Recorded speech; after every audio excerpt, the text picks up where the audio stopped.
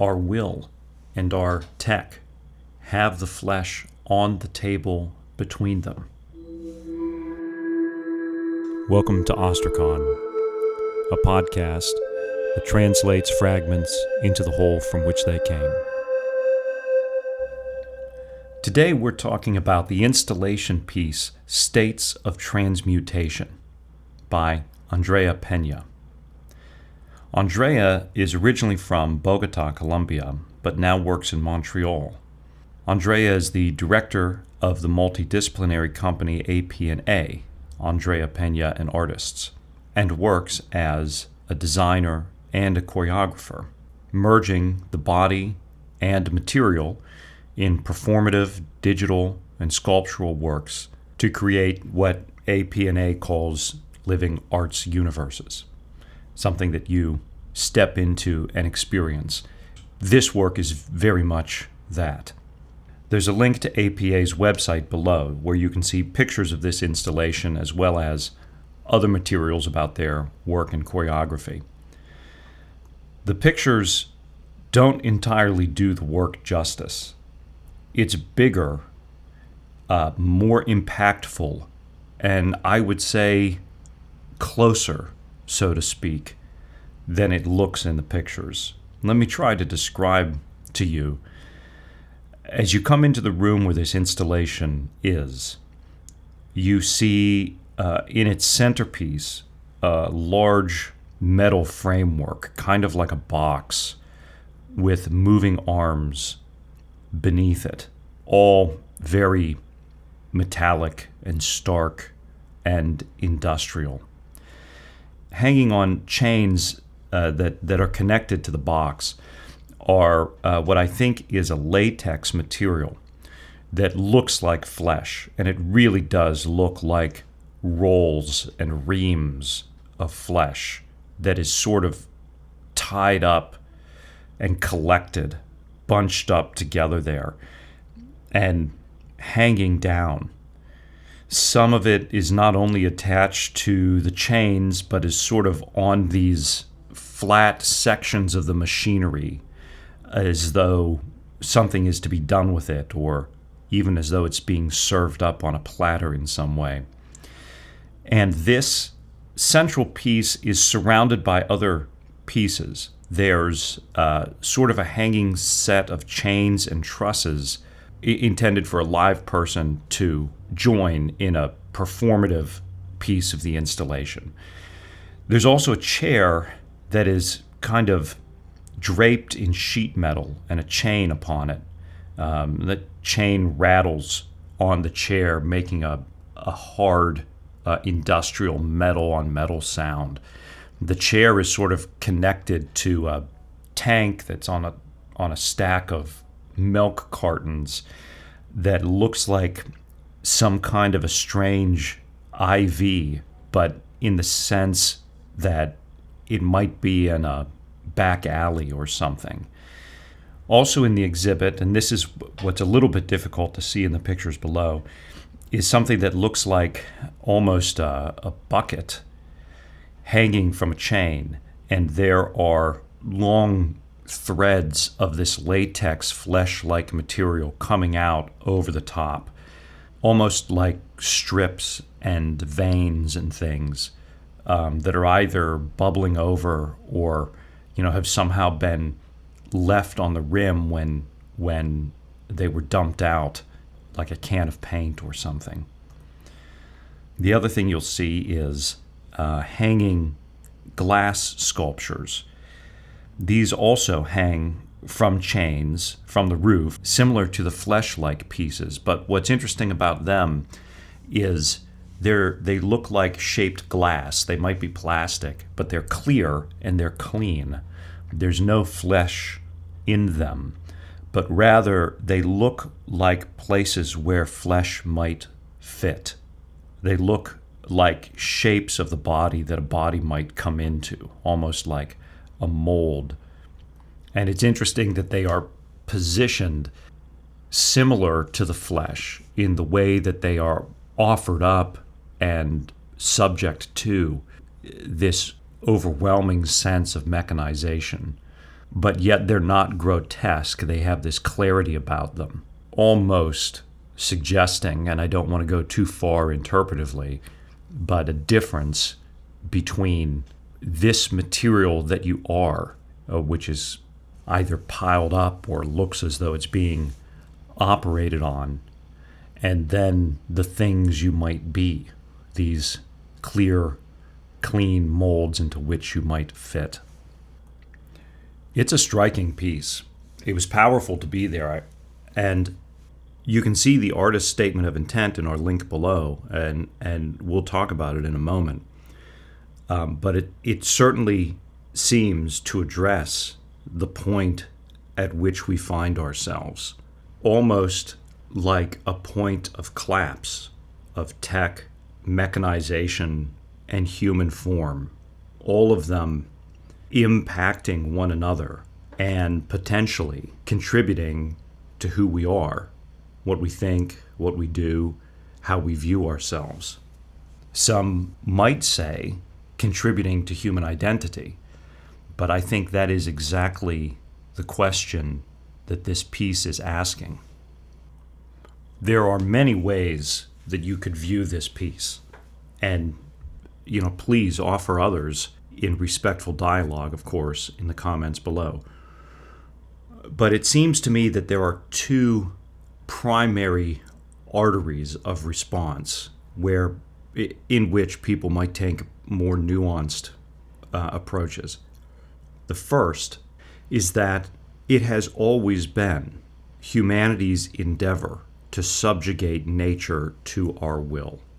The idea that we subdue the earth, make it habitable, make it productive. We continually endeavor to subdue the diseases of the body, weakness, to overcome pain, suffering, hunger, want, need, that we are on a trajectory of greater and greater technological empowerment over nature, and that we're called to do this, and science is intended to serve this. That's a view. It's a view that may or may not be more prevalent in parts of the world that are fortunate enough to have overcome a great many of these things. And we see, of course, that much of the world suffers greatly. It's also a view that as we approach the new horizons of technology, can lead to ideas like posthumanism, transhumanism, the idea that we ultimately augment and surpass the human form, maybe seek some kind of digital immortality. So you could stand in the middle of this piece and you could say all of this flesh that is subject to these mechanical processes, that's the nature that is holding me back, or the mortality or suffering or limitation or vulnerability that I wish to overcome. And so this piece captures the moment where we are overcoming it. But you can't get away from the fact that the piece looks so dehumanizing. It looks like a triumph of mechanization, that the flesh is utterly subject to these mechanical processes. So I'm not sure that the visible parameters of the piece allow one to say that it represents us overcoming nature, or even the human will overcoming our weaknesses. I'm not even sure that it expresses the will overcoming the body. And I have doubts about it because of the way that the flesh appears so subjugated. I mean, plainly, it's trussed up in chains. It is like material for use. It has almost the feel of a butcher shop. And I also have doubts because of the conflict that's created between the flesh that is so displayed and the clear molds that are hung near it, which seem to say, fit yourself into these clear, clean shapes and leave behind all this flesh, or whatever the flesh may represent. But those shapes are offered as a part of this same mechanized process. So there's an overwhelming sense that it's not the will that has a transformative role.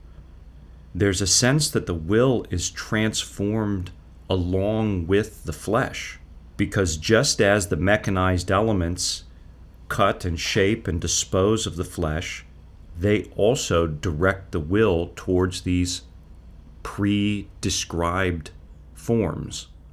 So all of this leads to the second main artery of reaction to this piece, which is one of horror.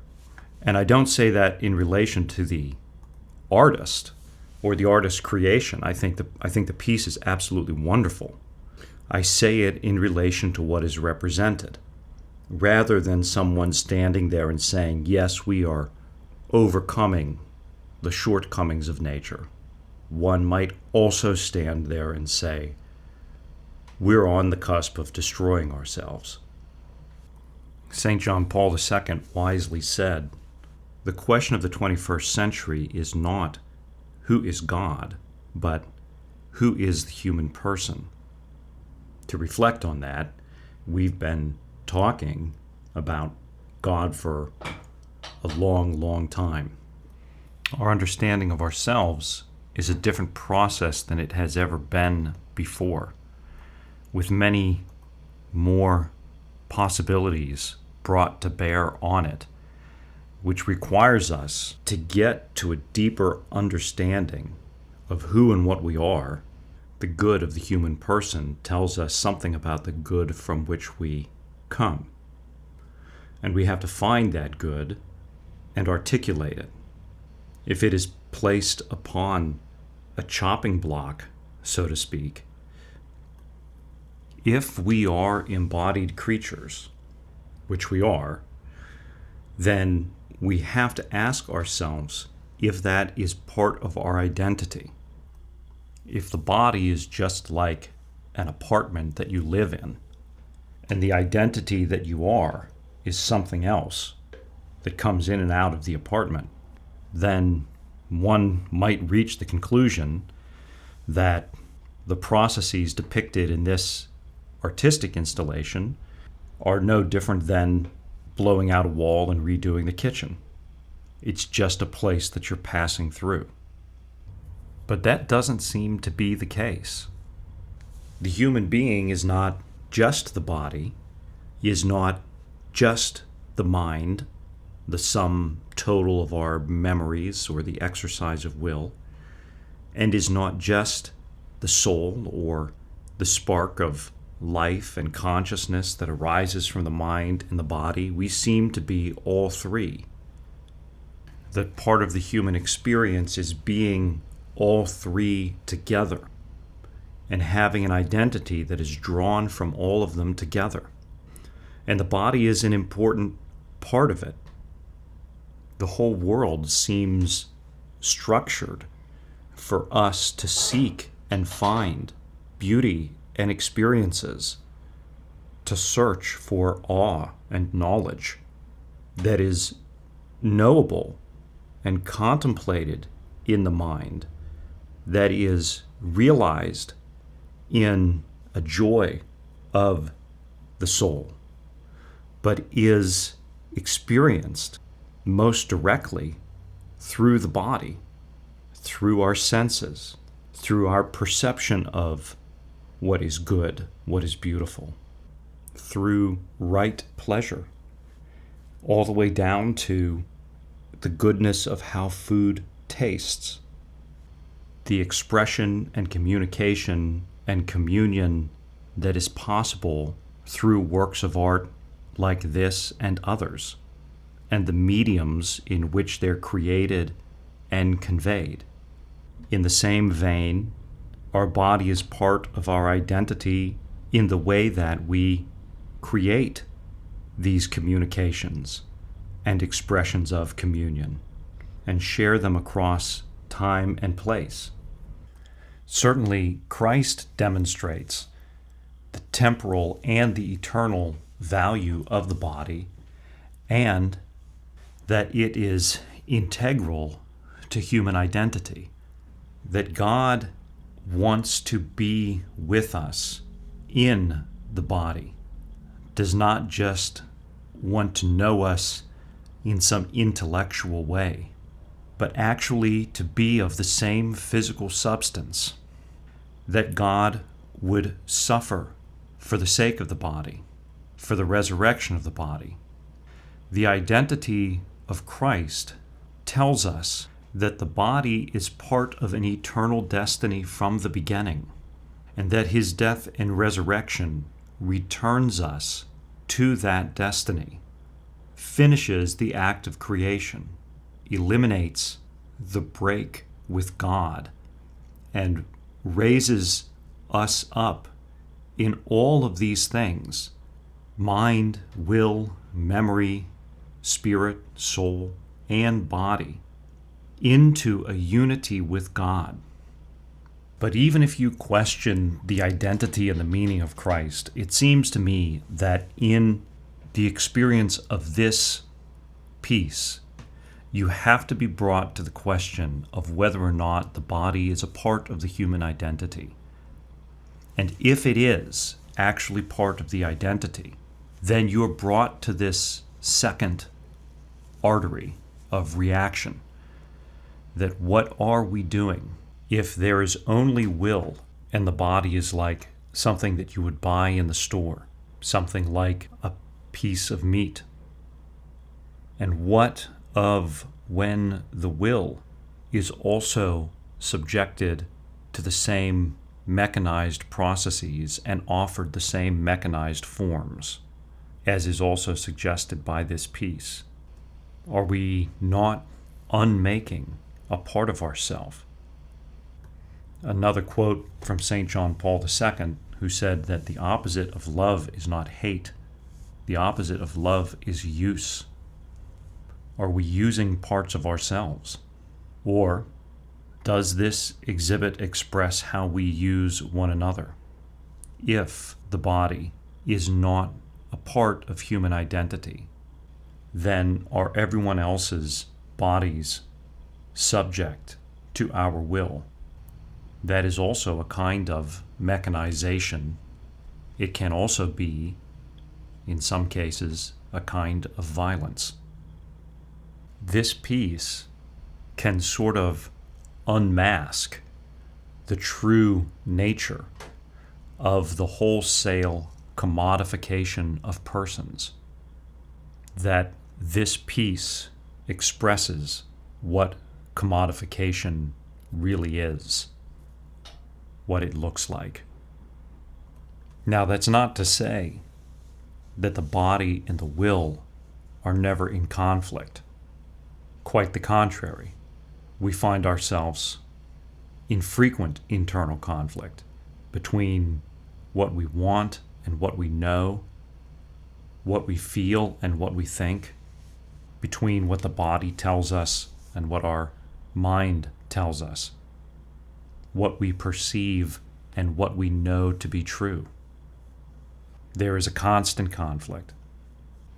It is the discovery of and the striving for the true and the good that is produced from that process that then elevates the whole person in all their parts. The way out of the conflict is the seeking of a holistic identity, which is revealed to us by God. It is not the subjugation of one part to another. That's also not to say that tech doesn't have a role in improving our lives and curing the body. It is better to be healthy than ill. It is good to find ways for people to live and grow and to overcome affliction and injustice. But all this is for the sake of realizing a fullness of life. We heal to make whole. It is to eliminate the bad, not the good. It is to help the person along their journey towards God. The tech serves the person. The tool serves the person.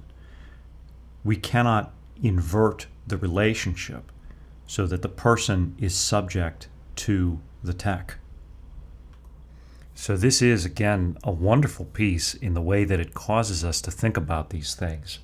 And there are a couple of aspects of the artist's statement about the installation that I think are relevant here. And it's on the link below. It says that the piece explores the tension of a post-human epoch, and that it challenges the way society considers the physical dimension of the body. And these are exactly the questions that we're engaging here. At once deeply human and starkly industrial, the work imparts visceral sensations that bring viewers into their own bodies, while questioning the very notion of the body itself. And this section maybe says it quite well. The audience is here to explore the intersection of humans and technology. This is the post-industrial body, complete with post-human prosthetics, pleasure and pain dialogues, and manifestations that extend beyond gender. Even in the decentering of the human experience, which I take to be a reference to deconstruction, this is not science fiction, nor is it an examination of people becoming machines. It is a conversation where Peña invites the audience's eyes, ears, and nervous system into the very core of this complex convergence. It's well said, and it's kind of right on the nose. Our will and our tech have the flesh on the table between them. The question may be not what can we do with it, but what should we do with it? You know, there's one last piece of this installation that we haven't yet accounted for, and that's the fact that there's a performative aspect to it. There is a place where a person can hang, also from chains, near to, but not with, the other flesh that is subject to these mechanical processes. And it seems to beg the question, is the person headed the same direction? Or, suspended there, is there some freedom of movement? Is it the antithesis of the disembodied flesh that is trapped in its chains? And I'd like to take this time, should Andrea Peña have found or listened to this, I invite you to a kind dialogue on states of transmutation. I would love to discuss it with you. And thank you for your work.